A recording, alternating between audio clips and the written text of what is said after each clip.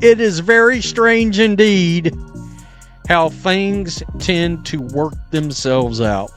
There's a word, it's called karma. Well, something happened last night during the game. All right, Mabery was trying to guard Paige Bueckers. And all of a sudden, the winds of karma came blowing through the arena. All right, once again, a lot of fans were calling for a suspension, which of course did not happen. What happens when trash talk meets twisted ankles and the basketball gods say, that's enough. Buckle up, because in this episode of Poetic Justice, Marina Mabery runs her mouth and runs straight into karma's crossover, and holding the receipt, none other than Paige Ankle Snatcher Bueckers. From flexing to flopping, it's the plot twist no one expected, but everyone secretly wanted. This isn't just a stumble. It's a full-on karma dunk from the heavens. Or I'm not one to laugh at a player getting hurt because I don't want anybody to get hurt, not whatsoever. But guys, I gotta laugh at this a little bit. Just a little bit. Because this is karma. You know, the universe speaks for itself. The universe hear all, see all. And guess what the universe just did? Marina Mabery is seriously injured in the game following the Caitlin Clark brutal debacle. Yes, I could not make this up. And guess who she's... Would wipe the floor with Marina Mabery faster than you can say one season contract. Let's be real. Mabery is gassed before the second quarter even starts. She's running on fumes, not fire. The only thing getting a workout when she's on the court is the bench from all the subbing in and out. And yet, every year, some poor team convinces itself she's the missing piece. Spoiler alert, she's not even the missing puzzle box. I felt like you were really attacking there tonight, and you just talked about the aggression on defense, but I thought that offensively you were just really spark plug with the way you attacked that defense. Was that part of the game plan coming in, or did that just kind of cut the game coming in that way? I've been, shying from, attacking the rim in these past few games, so, I just had to, turn a different mode, help my teammates out, they was in foul trouble, so, that was our main goal, just keep getting to that free throw line, so that was the other focus.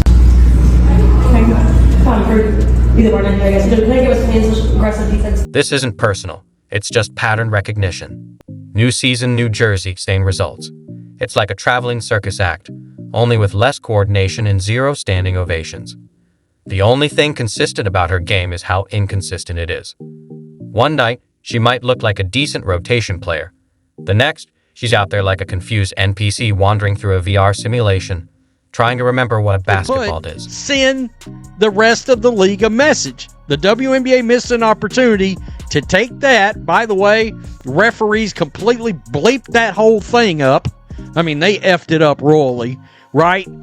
And then after the fact, they came back and said, oh, yeah, it's a flagrant 2. You don't say. You don't say. Kathy Engelbert, get some real referees and fire every one of them mother-scooting sons of bees out of... Now contrast that with Sophie, who could probably take a midday nap and still outscore Mabery. She brings a mix of basketball IQ, grit, and controlled aggression that makes everyone else look like they're stuck in demo mode. She doesn't need to flex. Her game is the flex. While Mabery's out there chucking bricks and throwing side eyes, Sophie's running the floor like she programmed the game engine herself. My teammates out, they was in foul trouble, so that was our main goal, just keep getting to that free throw line, so that was the other focus. Either one of you guys, can I give us Paige's aggressive defense in the first half, really tight on you guys? At what point did you feel like you were able to find that extra room and kind of take off there? I think the first quarter we let them speed us up a little bit and we turned it over quite a bit. So I think taking care of the ball and not letting the team speed us up, but get it across half, get what we want our offense to look like, and just take care of the ball better. We started doing that more in the second half, so we got more shots up at the rim, which led to more offensive rebounds and more possessions. Go to Rob on the Zoom. Hi, Let's talk trades. Mabery gets passed around like expired milk. Fast, quiet, and with a good luck on the side. The league's usual reaction. A shrug and figures. If being a roster filler were a sport, she'd be a gold medalist. Teams keep hoping she's a game changer. Then remember by the first timeout. She checks in, and the crowd groans because they already know. Missed rotations, late switches, and bricks that echo. This isn't a slump. It's her brand. Coaches regret it 3 plays in.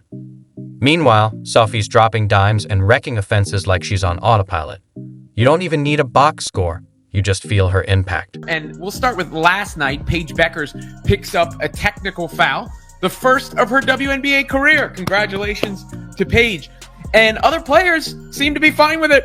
Paige Bueckers has got to be about the most universally liked player in the WNBA. It seems like, at least from a rookie, who's getting a lot of hype standpoint. Because here's Paige walking around the court during this Sun game. That was the clapping thing that she did to the ref to get the technical foul. And some of the Connecticut Sun players, J.C. Sheldon and Marina Mabery, are like, hey, come on. Why did that happen? Teams adjust for Sophie before tip-off. With Mabery, it's just don't foul her. That says it all. Yet somehow, people still talk like she's on the edge of greatness. She's not on the cusp. She's on the curve. Every comeback is just noise with no results. Like rebooting a computer with a hammer. Messy, loud, and pointless. Put Sophie and Mabery in a one-on-one. It'd need a warning label. Sophie could play offhand and still dominate. It's Tesla versus tricycle with a flat. Sounds fair until it starts. And after all that team hopping, you'd think Mabery would learn something. But it's the same broken game, same lost look, and somehow still defenders acting like she's misunderstood. At this point, it's not unfair, it's charity. Any other player with her numbers would be long gone. So this is the play right here. You see? Ankle breaker. Rewind it back. Look, watch this, bro. Hold on. Look. Icky. I shouldn't laugh, but got her with the side step. Now, she did later return, guys. But at the time when I made the video, it was questionable. She was going to come back, but she did come back and return to finish the game. But guys, I just thought this was the worst karma ever to exist. Now, yet somehow, Mabery keeps getting chances like she's a hidden MVP. But there's no secret. The tape doesn't lie, and the numbers are public. She's not that good. She never was. This isn't a Cinderella story. She lost the slipper, the carriage, and the invite. Meanwhile, Sophie's already at the after party, trophy in one hand, receipts in the other. The difference? Mindset, IQ, and showing up when it counts. You can't mask mediocrity with Instagram filters. Mabery's not the answer.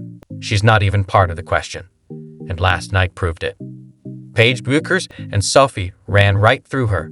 It looked less like a game and more like target practice. Paige didn't even break a sweat. Lads, today we're going to be talking about something when it comes to Caitlin Clark and Paige Bueckers, and this is something that happened in last night's game, and it just shows kind of amongst just the way everything is in the WNBA that there is like a level of not hypocrisy, but there is a level of like Caitlin Clark being just treated completely different than other players in a similar boat. And by the way, like Caitlin Clark was there from day one. I understand why teams went harder against Fever. There you go. For you, Paige, I guess first of all, did you get any clarification about what happened with that technical and why it was called? Yeah, I clapped twice and I said and one, and he said I clapped in his face, so that's all. For both players, just what were some of the positive takeaways that you had, from getting a second straight win? I feel like the aggression we showed tonight. I feel like defense won this game tonight. We was aggressive on both ends. We stayed composed. Our chemistry was working. We just worked together.